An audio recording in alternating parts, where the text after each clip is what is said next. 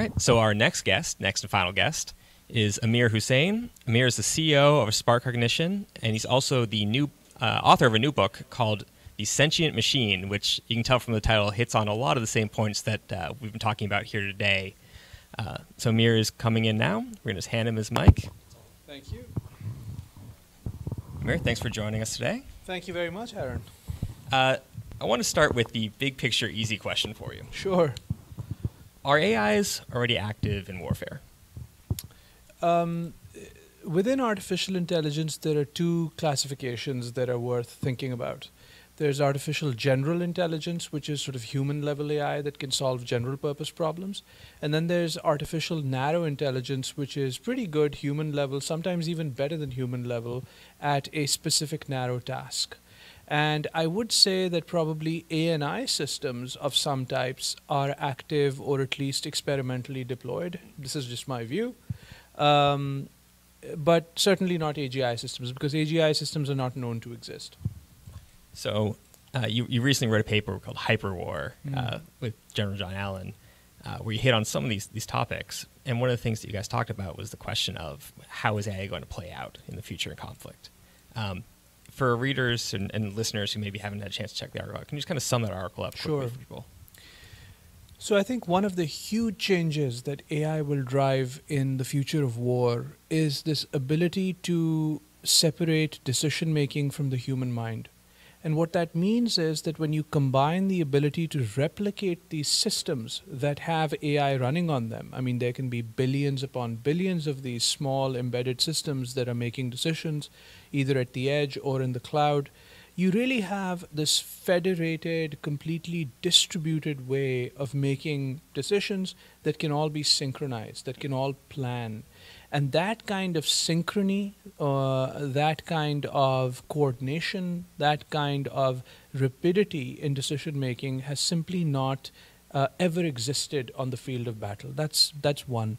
And the second major thing is that, AI can be used to create this pretty immense David versus Goliath effect. And by that, what I mean is that you may be a smaller force, but with the rapid decision-making and the rapid action capability that AI imbues you, you can operate perpetually inside the OODA loop of your enemy, inside the observe, orient, decide, act loop of your enemy, and before they can even get a sense of what the heck's going on, you've already inflicted kinetic damage.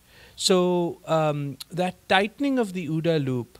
Now, of course, the paper had many other aspects, but sure, these two, I think, bring out some of the more important things for this video, at least. Well, I think that brings up an interesting question, which has been touched on a little bit throughout today, which is the question of, is AI going to augment humanity and augment human capabilities, or replace them and just simply do them better than humans can do themselves? For the foreseeable future, I think in many scenarios, it'll be a question of augmentation. But, it's a very nuanced question because, for example, when you create an autonomous car, is that augmentation or replacement? If you ask the driver of the vehicle, it's replacement. Right. But if you ask the passenger that now gets to do many other things in the time that he or she would otherwise have spent driving with all that concentration, it's augmentation. So there is that fine balance. In some contexts, I feel that the OODA loops, and I'm coming back to the realm of battle, I think in some contexts the OODA loops will be so tight that I don't believe there'll be much room for human input in every such decision-making loop. I think that humans will still provide commander's intent.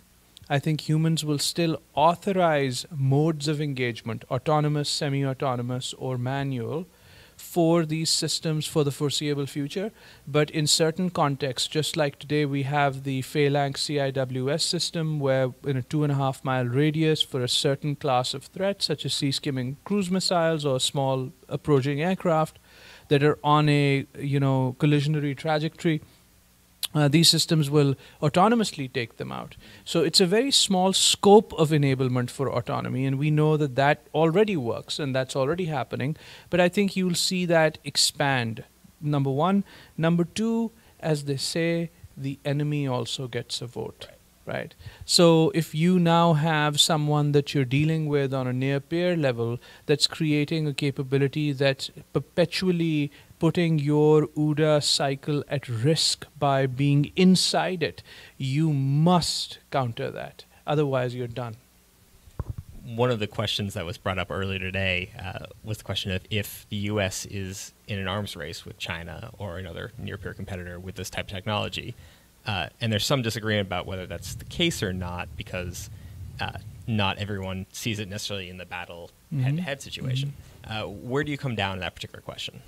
I think that artificial intelligence is so broadly applicable that to characterize the AI race as purely an arms race is to miss the forest and only see the trees. I think that AI will enable economic dominance, economic advantages in healthcare, and therefore betterment of your population, of your citizenry.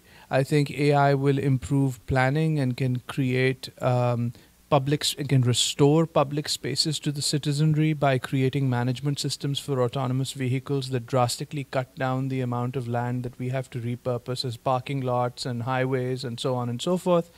My company is working with some of the largest energy companies in the world to improve their efficiency and cut down on their unintended failures so that you can make alternate energy cheaper and more efficient. So AI is so broadly applicable, and I've even just only barely scratched the surface, that to dimensionalize it and then to think about it only as a military technology would be, I think, excessive. There's no real reason to do that.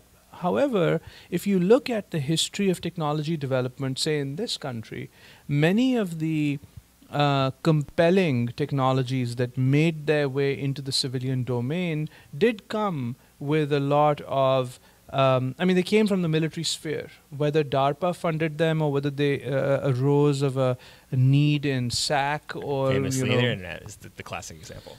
Yeah, exactly. ARPA. And then that later became DARPA. They did the internet, but many of the technologies in the cell phone, GPS, was a weapon of war. I mean, was a technology for the pursuit of war.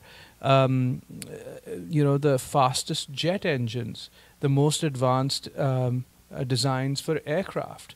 So I feel that there's a huge connection between the kind of innovation that the defense community has put forth and its subsequent commercialization.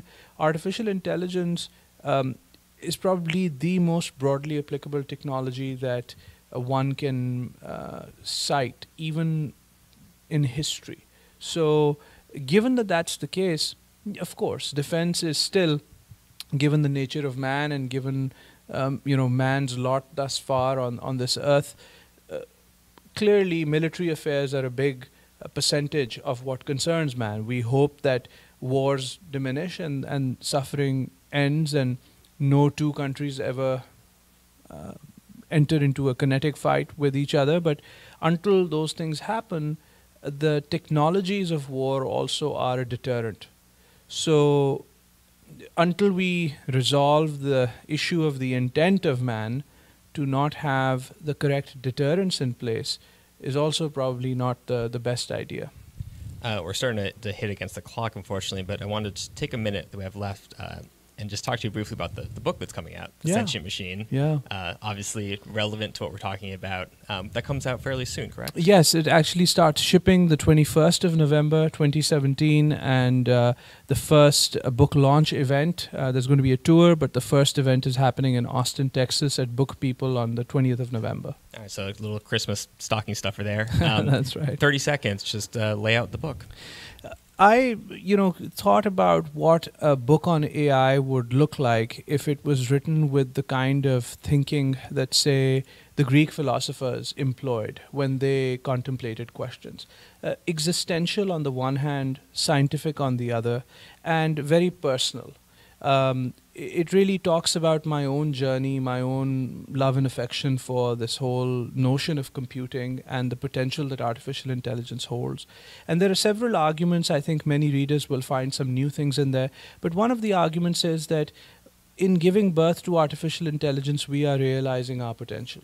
And in trying to place curbs on it, we are actually taking away from our own capacity as great builders and great inventors. And if we do that, we'll do that out of fear. So my view is that AI is now part of us. It's now part of this universe. And for philosophical reasons and scientific, practical reasons, I advocate that we should continue to invest in it. But you'll find some personal vignettes. You'll find lots of AI application stories, which we are, my company and I are personally involved with. And I intended it for it to be a little bit of a different book on AI, and I think it's pretty close. All right. Well, Amir Husain is the CEO of SparkCognition and the author of the new upcoming book, The Sentient Machine, which, if AI is doing its job, has probably already been ordered for you on Amazon. So, Amir, thank you very much. Thank you very much, Aaron. Really appreciate it. Thank you. And folks, that's it for our little interview segment here. Again, I'm Aaron Mehta with Defense News. We're going to take you back to the main CNAS event. Thanks for watching.